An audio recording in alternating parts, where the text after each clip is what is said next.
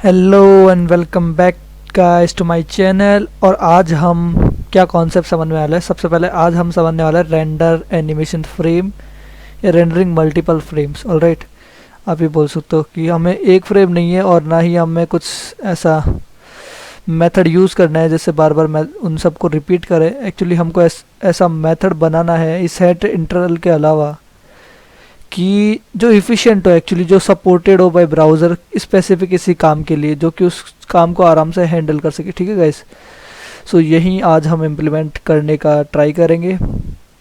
सो ये है हमारी विंडो अभी के लिए जो हमने उस दिन छोड़ी थी एक्चुअली। सो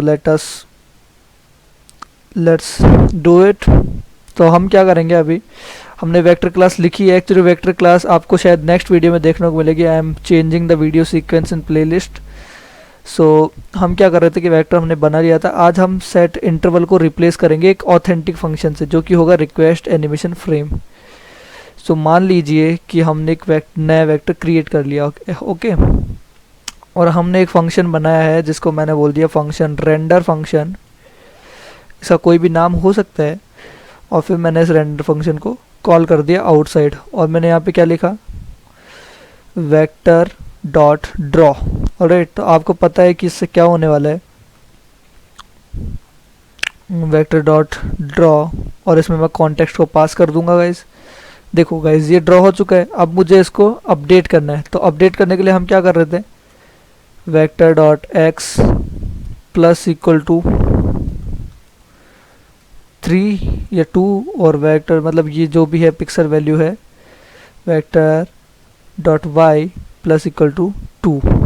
और गाइस, सो देखो अब ये मूव करेगा, मूव नहीं करेगा एक्चुअली, क्योंकि अभी ये फंक्शन केवल सिंगल टाइम कॉल हो रहा है। ओके, अब इसको मल्टीपल टाइम, पहले हम कैसे कॉल करते थे कि हम इसको जैसे कर देते कि सेट इंटरवल रेंडर, और फिर यहाँ पे मैं कोई टाइम आउट दे देता हूँ। पर ये कोई इफिशिएंट मेथड नहीं है गाइस। ठीक है, इफिशिएंट मेथड क्या होगा कि ब्राउज़र के पास कोई इनबिल्ट फंक्शन हो जो इस काम को हैंडल करने के लिए बना हो। और हाँ, एक्चुअली ब्राउज़र के पास ऐसा फंक्शन है जिसको बोलते हैं रिक्वेस्ट एनिमेशन फ्रेम। इसमें हम वो फंक्शन पास कर देंगे जिसको हमें बार बार रेंडर करना है, और हम इसी को कॉल भी कर लेंगे यहाँ पर अंदर की साइड। ठीक है, अब आपको एक मैं ख़ास बात बताऊँगा इसका। एक्चुअली देखो, ये सेम वही काम कर रहा है, पर अब ये जो काम कर रहा है ना, ये जो अपनी एक्चुअल स्क्रीन की फ्रेम रेट है, एक्चुअल स्क्रीन का रिफ्रेश रेट है, उसी के हिसाब से ये फ्रेम रेट को तय कर रहा है। इसमें मैंने उस पहले की तरह स्पेसिफिक बताना नहीं पड़ रहा है कि 10 मिली सेकेंड के बाद भी रिपीट करो या 20 मिली सेकेंड के, क्योंकि हो सकता है कि किसी प्रोसेस को होने में 10 मिली सेकेंड से ज़्यादा लग जाए। जब मान लो बहुत ज़्यादा टाइम लग जाए तो वो बार बार एक ही फंक्शन को 10 मिली सेकेंड के बाद में कैसे कॉल करेगा। ये मतलब ये इफिशिएंट नहीं है ये मेथड। ठीक है, ये ब्राउज़र ये डिफ़ॉल्ट बना हुआ नहीं। और एक्चुअली इससे एक फ़ायदा ये भी होता है, फ्रेम नंबर्स भी हमारे पास कैलकुलेटेड आ जाते हैं। तो एक्चुअली ये आप देख सकते हो कि एक नंबर रिटर्न कर रहा है, वो नंबर एक्चुअली फ्रेम नंबर है। ठीक है, तो मैं इसको स्टोर कर सकता हूँ, वेर फ्रेम नंबर यहाँ पे कर देता हूँ मैं, और वेर वेर क्या number equal to this. Alright, so frame number, और मैं इसको console डॉट लॉग भी कर सकता हूँ यहाँ पर। अब आप सोच रहे हो यहाँ पर तो ये नहीं करना चाहिए, लेकिन देखते हैं कि क्या होता है। फ्रेम नंबर, ठीक है, इस फ्रेम नंबर यहाँ, हालांकि मैंने इस फंक्शन के बाद में लिखा हुआ है, फिर भी ये एक्चुअली console डॉट लॉग हो रहा है। मतलब कि ये एक रिकर्सिव प्रोसेस तो कतई नहीं है, ये कोई भी रिकर्सिव प्रोसेस नहीं है, ये एक लीनियर प्रोसेस ही है। ऐसा लग रहा है कि यार ये फंक्शन के अंदर फंक्शन कॉल हो रहा है, और एक्चुअली ये हो भी रहा है, बस ये रिक्वेस्ट एनिमेशन फ्रेम के थ्रू पास होके हो रहा है। तो हम अगर इसके नीचे भी कोई कोड लिखेंगे तो वो भी एग्जीक्यूट होगा। Actually this is the truth. और ये एक्चुअली हमें फ्रेम नंबर रिटर्न करता है कि कौन सा फ्रेम अभी के लिए रेंडर हो रहा है, देख सकते हैं आप। तो ये फीचर भी हमें प्रोवाइड करता है। और ये फ्रेम नंबर हम लेके क्या कर सकते हैं कि फ्रेम रेट को कैलकुलेट कर सकते हैं कि पर्टिकुलर टाइम में कितने फ्रेम्स एग्जीक्यूट हुए, 1 सेकंड में कितने फ्रेम्स रेंडर हुए हैं, और उस हिसाब से हम उसकी फ्रेम रेट को कैलकुलेट कर सकते हैं। तो ये भी इसका फ़ायदा होगा। सो जैसे आज हम थोड़ा एक्स्ट्रा कर लेते हैं गाइज, ये हो गया। ठीक है, अब मुझे जैसे फ्रेम रेट कैलकुलेट ही करनी है। ठीक है, इसमें एक्चुअली मैं कंट्रोल भी कर सकता हूँ ना कि कितने फ्रेम्स के बाद में रेंडर करना है। ये सब मैं सब कंट्रोल कर पाऊँगा। जैसे मेरे को फ्रेम रेट कैप्चर करनी है तो मैं एक फंक्शन बनाता हूँ, वेर चलो ये तो मैं पहले की तरह रहने देता हूँ, वेयर फ्रेम रेट, ठीक है गाइस। इसको अभी के लिए मैं 0 कर देता हूँ। और var start time equal to date dot now, या फिर मैं परफॉर्मेंस डॉट नाउ कर देता हूँ गाइस। और वेयर एंड टाइम एक्चुअली यहाँ पे नहीं होगा, एंड टाइम एक्चुअली मैं कर देता हूँ गाइस जब ये फंक्शन पूरा यहाँ तक कंप्लीट हो जाएगा, ठीक है, ये सारे एग्जीक्यूट हो जाएंगे और मैं यहाँ पे करता हूँ frame number end time. Alright, var end time equal to performance dot now.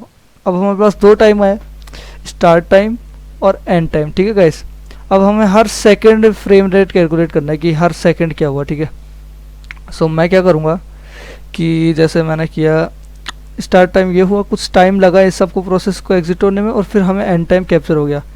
अब if start time minus, sorry मैं उल्टा लिख देता हूँ इसको, end time minus start time is greater than 1000 milliseconds, इसका मतलब क्या हुआ गाइस?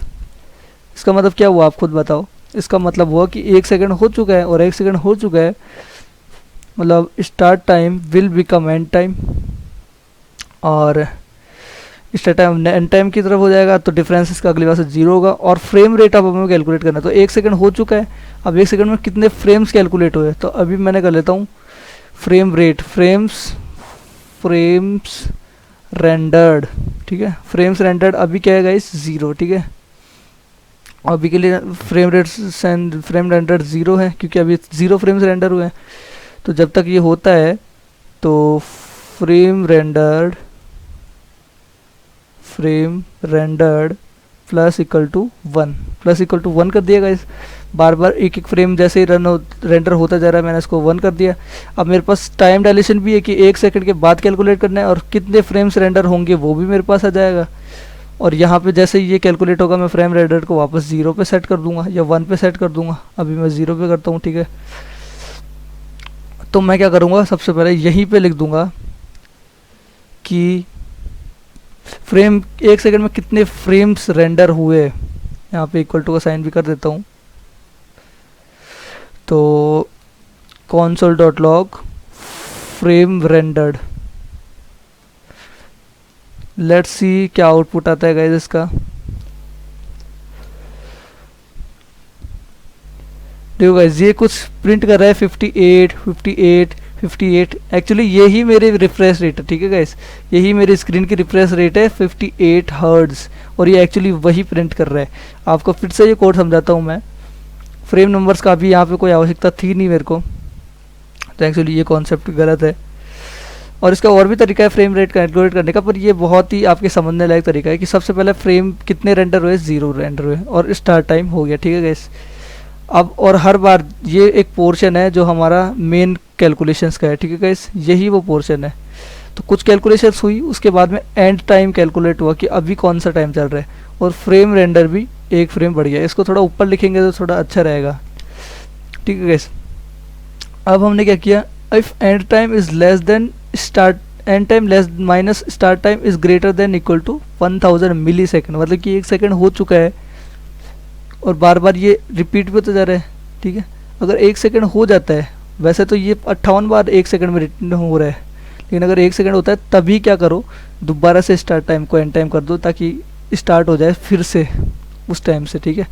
और फ्रेम रेंडर्स को भी 0 कर लो, और जो जितने फ्रेम रेंडर हो गए हैं समय अंतराल में, इस टाइम पीरियड में 1 सेकंड में, उन फ्रेम्स को console.log कर दो। बस इतना सा सिंपल सा मीनिंग है इसका। और मुझे पता है कि मैं एक्सप्लेन नहीं कर पा रहा हूँ क्योंकि मैं अभी तक इतना अच्छा एक्सप्लेनर हो नहीं पाया हूँ, ठीक है गाइस, पर I try to explain you. So this is it for today guys. Frame rates कैसे कैलकुलेट करते हैं, रिक्वेस्ट एनिमेशन फ्रेम कैसे फंक्शन कैसे यूज़ करते हैं। See you guys in the next video.